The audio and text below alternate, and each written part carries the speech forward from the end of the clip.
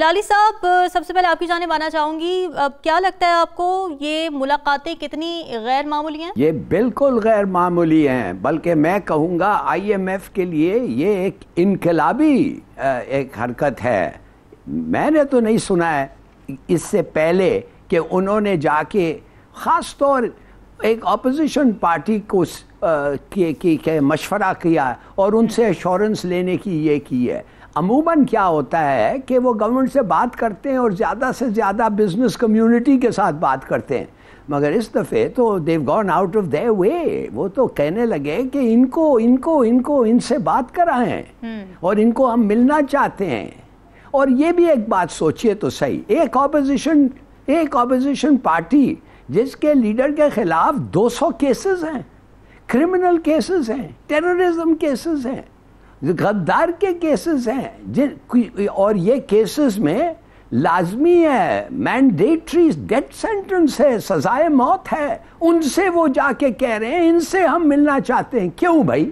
और क्या? और कि अगर इनका सपोर्ट नहीं हो तो ये आईएमएफ का प्रोग्राम काम नहीं करेगा।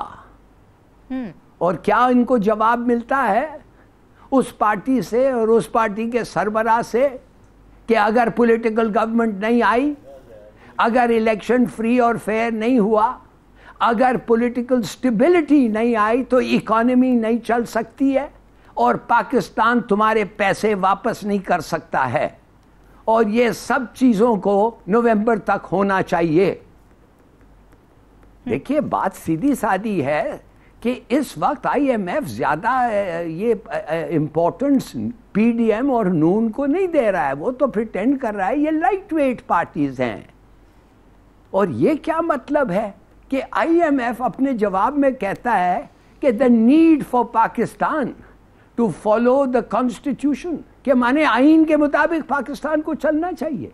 क्या ये आईएमएफ का काम है कि कहना इन बात ये कि कॉन्स्टिट्यूशन आप कभी कहा है इसने पहले किसी मुल्क को कि कॉन्स्टिट्यूशन आप फॉलो करें? नहीं। मतलब क्या? तो मेरे ख्याल में ये एक बड़ा अनयूजुअल, जैसे मैंने पहले कहा, ऑलमोस्ट रेवोल्यूशनरी स्टेप है। और मेरे ख्याल में बहुत सारे लेसन्स हमारे लिए इसमें हैं जो आई थिंक कि हम समझ रहे हैं वो क्या लेसन्स हैं। हिलाली साहब, ऑपोजिशन लीडर तो हुकूमत के गुण गाते नजर आते हैं, उनसे मुशावरत की कोई ज़्यादा हैसियत तो नज़र नहीं आती। तो आपको क्या लगता है किस तरह होगा ये फैसला? कौन मन पा सकेगा अपनी बात?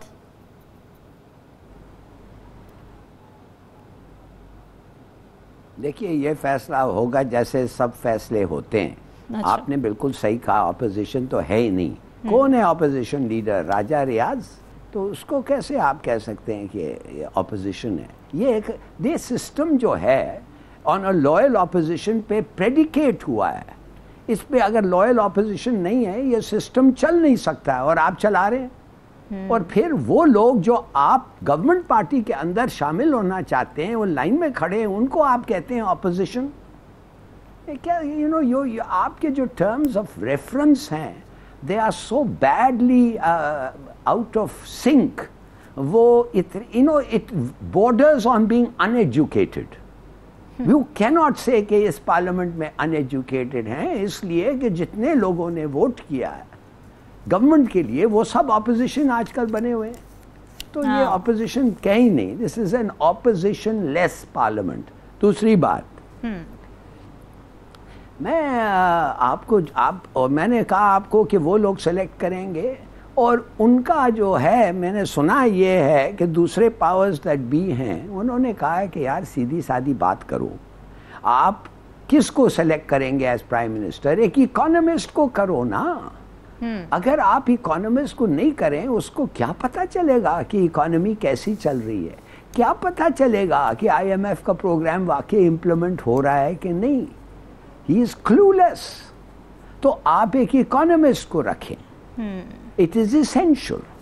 और अगर आप इस प्रोग्राम को इम्प्लीमेंट करना चाहते हैं सक्सेसफुली, तो आपको उसको रखना ही पड़ेगा। और इसलिए एक और वजह है, अगर आप you make a mess of this, जैसे इम्कान है, अच्छा, तो फिर अगले प्रोग्राम जो बहुत जरूरी है, वो तो ये 9 मिलियन प्रोग्राम से और भी जरूरी है, 6 से 10 बिलियन आपको अगले प्रोग्राम में मिलना है, वो आपको पैसे नहीं मिलेंगे। तो और I am trying to tell you is कि ऐसा आदमी सेलेक्ट होगा जो इकोनॉमी जानता है, फॉलो कर सकता है, कोर्स करेक्शंस कर सकता है, असेस कर सकता है, वे कर सकता है, जजमेंट दे सकता है और फिर डायरेक्शन दे सकता है। ऐसे आदमी को चाहिए। हिलाली साहब, आपको क्या लगता है किस किस्म के ठोस इक़दाम उठाने की ज़रूरत है क्लाइमेट चेंज को लेकर पाकिस्तान की जानिब से?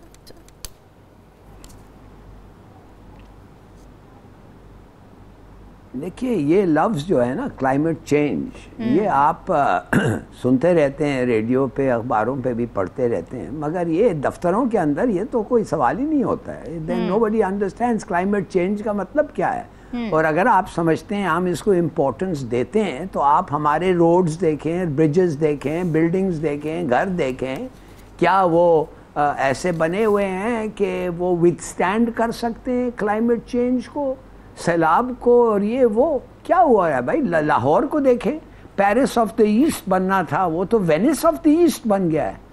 वेनिस तो पानी के ऊपर तैरता है ना, तो हमारा लाहौर भी पानी पे तैर रहा है। हालांकि जो सुना है, लाहौर पे पूरे प्रोविंस के पैसे लोग कहते हैं लाहौर पे खर्च होता है, तो एक ड्रेनेज सिस्टम नहीं बना सके उन्होंने। किस किस्म की शॉडी काम होता है। और देखिए, ये डेमोलिशन हो जाता है, इतना शॉडी होता है। आपने देखा वो नसरे टावर्स पर कराची में, उसको डिमोलिश करना पड़ा उनको। नाले के ऊपर बिल्डिंग्स बनाने की इजाज़त मिल जाती है, इनको मॉनिटरिंग करना पड़ता है बिल्डिंग्स का, कुछ नहीं करते हैं, सब पैसे लेके चुप हो जाते हैं। It's a disaster. और हम देख रहे हैं वो हो रहा है। ड्रेनेज सिस्टम जिधर भी आप जाओ, अनप्रिपेयर्ड फॉर क्लाइमेट चेंज। इसलिए it's not an issue at the moment. हमारी गवर्नमेंट वो अभी तक उसको उठाया नहीं है, उस किस्म की इम्पोर्टेंस है जो ज़रूरी है। तो हमें बहुत सफ़र करना पड़ेगा, कैटास्ट्रफी आफ्टर कैटास्ट्रफी, और शायद उसके बाद हमें रियलाइज़ हो कि यार कुछ करो इसका। ऐसे रोड्स नहीं बन सकते हैं जिधर जैसे बारिश आए पानी खड़ा हो जाता है, 5-15 मिनट के बारिश के बाद 6 से 9 इंच पानी खड़ा हुआ है।